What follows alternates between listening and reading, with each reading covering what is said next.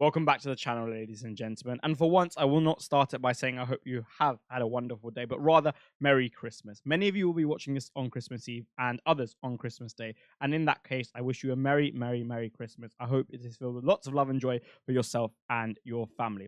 I felt it relevant to say what is to come. And that is that some of you will maybe not be in the instance that you would like so much, in a position you wouldn't like so much.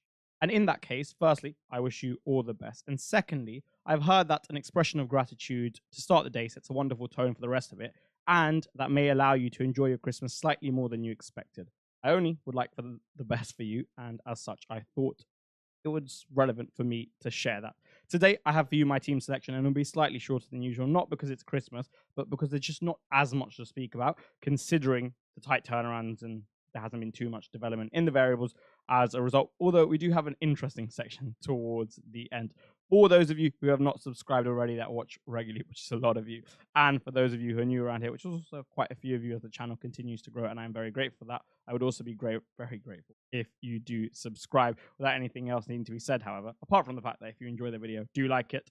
Let's get into it. Well, it worked last week, so let's go again. And not only am I going to do it again, but I am actually somewhat expecting of Robert Sanchez putting up some more points for me, and that too a considerable amount this game week. He has been in fine form the last 2 weeks, and as someone who's not been particularly bullish on him when he's joined the club and throughout his time here, I've been really impressed in the last 2 games, and he certainly deserves his flowers and praise for the 2 performances. Going into a game against Fulham, who didn't score against Southampton, never know what type of mental effect that can have. It's at home. We'll need to bounce back after the draw to Everton as well. If we are to win the league, we've got to start picking points up soon, because otherwise Liverpool's going to extend that gap further and further, I imagine. And yeah, that's about it. I mean, like, realistically, am I to do anything here? No. Can I really justify a goalkeeper transfer for a hit when I've already made 2 frees? No. Okay, fine, he might get rotated soon for Jorgensen for 1 game. And you know what? I'll just take that on the head and I'll play with 10 that week. Ideally, he doesn't.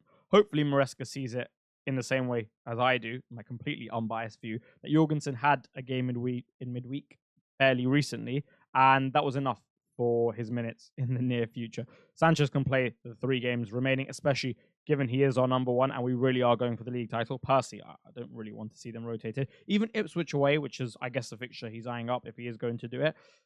They've got firepower, and I don't really like going away to those type of grounds on the light. Not fun. So I don't think he should rotate him personally. Again, completely unbiased.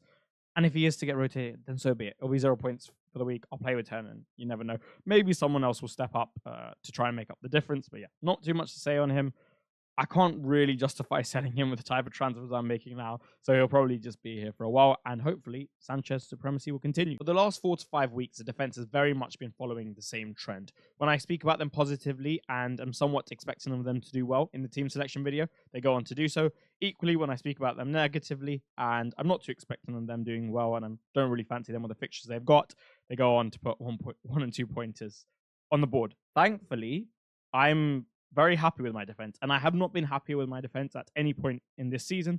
Okay, fine, maybe I've had a slightly better 1 week unit, but honestly, I'm not sure. But as a whole defensive unit going forward, this is the best I've got. Now, you'll see a funny comment from someone later, but I hope that I can just roll and roll and roll with regards to the defense at least, and that's what I'm talking about here. There realistically should be no reason that I have to make a transfer. Guardiola, Gabriel, and Robinson especially, a brilliant injury record. So does Hall pretty much. Burgess has been playing well as well, if I ever need him. And those 4 in particular rotate so nicely together that I should be fine. Gabriel has a good prospect. And originally, I actually said that he had a tantalizing prospect, but I'm going to cut that clip out. And why? Well, when you're facing Liam Delap and Amari Hutchinson and Leif Davis bombing down that left flank, you're pretty much never going to have a scenario where it can be described as a tantalizing prospect. There's obviously no Bukayo Saka. They'll have to adjust to that. There's also no Raheem Sterling, so someone who's not used to really playing on the right wing will have to play there. Big loss, right? I mean, he's Arsenal's main man in attack. Everything goes through him. So reliant on him for the creative side of the game so many times this season. So yeah, they will have some form of adjustment period, I imagine. Even if they get a few goals against it early on, I still imagine they'll have to adjust in some fashion. And I know that Ipswich have enough to hurt them. Obviously, one of the better fixtures to have. Lewis Hall, probably the guy I'm least bullish on in this team. Albeit, you never know what could happen. I expect a very, very good game between Newcastle and Villa. I was speaking with a friend about, and he asked me, how do I interpret that game going? And honestly, it could go so many ways. you've got a Newcastle side who are in very good form. And from a defensive standpoint, they've certainly improved. Tonali at the base is really working. The left-hand side dynamics are really good. Joel Linton will be back in the side, and that will help against Villa's dangerous transitions. Then on the flip side, Villa have just got a wonderful win against City. They've got Onana back. Kamara's back in the middle. Tielemans is playing unbelievably well. John Duran's hit form for not just substitute appearances, but also 90-minute appearances, lengthy appearances. Morgan Rogers had one of the best games he's ever had against Manchester City, and so on, right? So there's a lot of different ways this game could go, but there's no way I can justify playing Robinson over him, especially when Hall's at home. So we'll just let that ride out and see how it goes. I think Vardy goal. I mean, Everton probably carry the least transitional threat in the league. That's the best way to get at City. So City are going to keep a clean sheet. This would be one of the games. They should have the majority of the ball. And if they can improve retention in the middle, and be somewhat threatening as well, so that Everton have to worry about it a little bit more and don't have the opportunity to transition, especially considering it's at home as well, right? And I imagine that the crowd will be behind them. There'll be a good feel. It's Boxing Day. And I think there'll be somewhat expectation of this being the game where there's a turnaround, right? Especially just after Christmas, right? It'll have that feel about it. So yeah, and I know Manchester City are training Christmas Day, which they don't usually do normally because they're probably thinking about, they've already got the league wrapped up. Not quite, you know what I mean? And obviously this time it's a completely different scenario. So I'm expecting a strong City performance, and I'm very much looking forward to owning Vardy goal again, who has been so good to me this season. I think averaging about like 5.8 points in my side. Now that is one packed midfield. However, I must say, I wouldn't mind the look of one of Diaz or Jota in there, specifically Diogo Jota, to accompany this absolutely brilliant quartet, because I think Liverpool's prospects at home to Leicester are really, really good. And for those of you who look at Rob T's graphics before the game weeks, and I imagine a lot of you will, he has Liverpool versus Leicester at home as the highest in terms of expected goals out of any fixture so far in this league season. So yeah, you can expect Liverpool to put a few past them, albeit I think a huge thing will be if Hermansen's fit. Go and watch the goals that Leicester conceded, and honestly, I think Hermansen saves all three of those if he's in goal instead of Ward. So swings and roundabouts. But starting from left to right, obviously Jared Bowen, probably the last game in the side if I am to move to Ismail Sarr in game week 90, and could be a wonderful way to sign out with Southampton away. He will be on penalties. I assume he will be on penalties because Lucas Paquetá is suspended, and that's a big plus. I mean, he's been averaging 5.5 points a game for me since he's come into the side, and I'm expecting of him increasing that because, after all, this was the best fixture on the list. Maybe Leicester away. We can get anything there. Salah, I mean, there's not really much to say, is there? Arguably the best player in the world at the moment, best right winger the league's ever seen, at the peak of his powers, facing, in my opinion, the worst team in the league at the moment, at home, on Boxing Day, renowned for a bunch of goals. They just scored 6 against Spurs. They'll be back at Anfield. There'll be a real good feel-good factor with Chelsea dropping points as well, so they increase the gap. And yeah, like if there was a slam dunk, it wouldn't be so far off it. There never is an FPL, but like I said, it wouldn't be so far off it. Cole Palmer, I mean, what are you to do here, right? Set and forget. Put him at home. Okay, fine. Am I going to captain him? No. So, yeah, I don't really want to waste your time, especially on Christmas. We'll just see what he does. Because I could analyze him and analyze his prospects, but you're not going to captain him, and you shouldn't either, really. And as such, there's just no point. Phil Foden, however, that's much more exciting. Everton at home. I spoke a lot about Phil Foden in the context of the 5 fixtures, but not so much in terms of the context of Everton at home. It shouldn't be easy. It shouldn't be easy. But I just got a gut feeling that it's going to go well for City. And I'm definitely resting on that somewhat. Hopefully, on the ball, they're just a bit quicker. There's a little bit more fluidity than we saw against Villa, at least. Just allowing them to pull that block, create pockets of space, and then Foden can find himself between the lines, receiving there. Then he'll hurt Everton, right? There's absolutely no reason why he should not, like a player of this quality. He should. And I'm very much looking forward to owning him for this week. Leicester away and then West Ham at home, and then we go into the break and we'll see how things pan out. But yeah, it should be a fun own for the next 3 weeks, especially when I pair him with Guardiola. One thing, those set pieces from the right-hand side where he got the assist for Stones for the winner against Wolves, well, Guardiola is their best set-piece threat, their best box threat. So similar to how I paired Saka and Gabriel, I'm kind of looking to do the same here, and I wouldn't be surprised to see that hit, and it would be a wonderful thing if it... Obviously, we've got Morgan Rogers on the bench, and we'll discuss that when we move on to the forward. It hasn't been that long, but it feels like an age. João Pedro is finally back into the starting 11, and it's pretty harsh treatment on Morgan Rogers, right? Returns me a 14-pointer, and that to a very differential 14-pointer at home to the champions, and then I reward him with a benching, but so is the rotation of the 7th. That's just how it goes sometimes. I like the fixture. Brentford at home. It gets better, but across the season, I think this will certainly be one of the better fixtures. If Welbeck is back, because I haven't heard Hurst's press conference, then that'll be good for him. Evan Ferguson is to potentially start a 9. That'll be good for him. If Jorginho Ruta is to occupy that 9 space, okay, fine, maybe not as good, but still good, as long as João Pedro can play in the 10.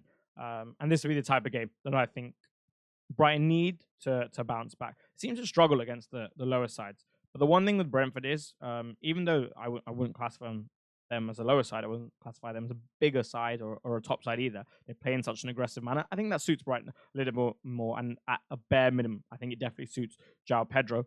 Just a more open game basketball like, and with his type of quality, that should certainly be good. One of the things that they've struggled with relation to João Pedro recently, FPL, is just the way in which they're trying to create chances and how the opposition are trying to counter that, whereas this shouldn't be too much of a problem in this game, given the way that I expect this game to go. I think you look at the Brentford performance at Chelsea, and they shouldn't take that approach to that extent, that defensive approach at least. Alexander Isak, pretty similar to Cole Palmer, right? Like, I'm not going to captain him because Salah exists, and I'm not going to sell him because why would I do that when he's in the best form at any forward? It's cool. I obviously spoke about him in everything you need to know. For those of you who don't own him, I don't think he's a must-buy this week, and I explained all the reasons there, so make sure you do go and check that out. And then Nicholas Jackson, I mean, I guess he falls into the same category as Palmer, and he's at to an extent, albeit I am more open to the sell. If he starts to look like he's getting back into the form of missing chances consistently, and maybe like he's looking at a benching, for example, and all of a sudden another forward emerges kind of like Cunha did as an absolute stellar standout option. So that's something to consider for myself as well, but that's not a this week problem. I'm hoping that he can do well against Fulham and he can profit, especially if Anderson's not there. That'd be a good thing for him. I imagine Fulham respect us enough to go 5-4-1 off the ball when they're deep as well. So that should be interesting to see how he deals with that. But like I said, not too much to do there. To kind of let it ride and see what happens. Well, for a Christmas present of sorts for the both of us. This is the community that I've built, and this is growing every day. Delighted with not only what's been going on in the community, but the people in the community. That's really what makes it. If you would like to get involved, then of course the membership link is in the description. Is the first thing you will see. For the Platinums, it is an exclusive WhatsApp community. We have FPL help in there from managers who are absolutely flying. I was surprised at how many managers are just in the top 1K in that community, especially considering the number of people that joined. There's football analysis from me on there regularly, which I don't share anywhere else. And it's in general been quite a positive place to be. I've asked for some feedback from the members and they seem to be enjoying it so far. So yeah, and there's a variety of other perks. The Diamond tier, for example, 1 hour Q&A calls, and the Gold tier just in general. If you don't want any of that, don't want any more association, or rather just priority replies in the comments, cheaper way to get in, and of course just a way to support. I thought I would offer that to you very briefly, and if you would like to join, the link is in the description. In advance, I would be very grateful, but regardless, if you do join, I'll be in touch to say that part. I have absolutely no intention of wasting your time, especially not on Christmas. So when you consider that I didn't put my favorite section in the Everything You Need to Know video, I think that speaks volumes about where the captaincy debate is at this week. He's at the peak of his powers. He's probably never played better. He's at home to Leicester on Boxing Day, notorious for a bunch of goals, and there's no option that comes close. And as such, Mohamed Salah will have the armband. It was actually the first time I captained him since game week 10 against Spurs, and I must say it was a very enjoyable experience. So I certainly look forward to experiencing it yet again. I imagine so many of us will. Normally, this is filled with a new transfer plans or a new concrete transfer plans, but considering I made my moves already and it was only happened like a day ago, there was no real need, or 2 days ago, there was no real need for me to do that. However, there was one comment in the question which had me laughing, and it said, "You rolling every week is never going to happen." Insert laughing emoji. And it got me thinking that, like, okay, maybe if opportunities present themselves down the line, I might not do that. I also saw a lot of discussion about a lot of you guys willing to be aggressive, wanting to be aggressive, and the desire there for that. So I thought I would facilitate it somewhat with just some options about how you could potentially go about it. As expressed in the midfielder section, I really do like the prospect of owning a Diogo Jota for this week alone, and I see enormous upside to that Liverpool versus Leicester fixture, as does Rob T, whose graphics have been very helpful this season, so make sure to go and follow him on X, right? With that in mind, if you wanted to play like a hop-off strategy, if you wanted to start taking 1 week punts, if you're wildcarding 19 and you want to take a 1 week punt, if you're wildcarding 18 and you just want to take a punt, you've got free transfer stores so you can move them around after, I really do like Diogo Jota for Leicester at home. I also think Gabriel Jesus for Ipswich at home and Martinelli to an extent as well are two players which I would consider. I didn't touch on them and everything you need to know. I probably should have, and that's why I will certainly be touching on them in more detail in solving your problems. Game week 19, I think the best fixture by a mile is Foden and KDB away to Leicester, maybe even a double up, who knows? And you can have some fun there. Also, I would say Ipswich away, again, one of the better fixtures in the form of Nkunku. If Jackson looks like he's going to get benched, Maresca was very open about the fact that he was going to rotate last time, so he could do that again and kind of know that Nkunku is going to get good minutes there. Ahmad Wake, with his shooting tendencies, could potentially be a good option for that one as well, forward away to Southampton. And from there on, you will probably be presented with new information, which allows other options to present themselves. And you could potentially keep hopping on, hopping off if the rest of your team is particularly secure. And it's easier to do that considering we are only facilitating 2 premiums now, really, in the form of Palmer and Salah. You don't really have to worry about Haaland too much, even if it sets the world alight. A lot of people aren't going to go there, so it shouldn't hurt your rank too much. It's hard for you to get there, and there's no Saka. You could go back to the Liverpool boys if one of them looks to have nailed down a spot with the 2 remaining.